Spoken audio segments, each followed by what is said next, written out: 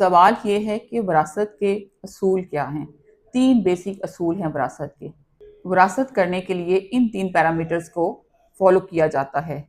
सबसे पहले जिस शख्स की विरासत हो रही है वो फोत हो चुका हो, यानी कि विरासत मतवफ़ी की होती है, वफ़ात के बाद होती है।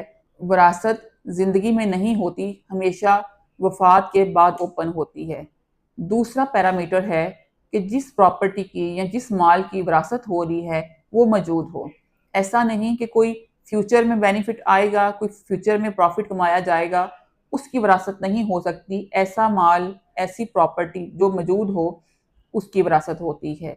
और तीसरा है जो वारसान हैं वो जिंदा हों।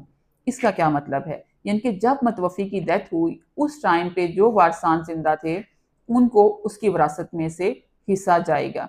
यानी कि अगर विरासत 2 साल, 5 साल, 10 साल बाद भी हो रही है, बाज़ लोग लीगल प्रोसेस नहीं करवाते, लेकिन विरासत की तकसीम के लिए जब जो है मतवफ़ी की डेथ हुई थी उस टाइम पे कौन कौन वारसान जिंदा थे उसके मुताबिक विरासत का तयन किया जाएगा।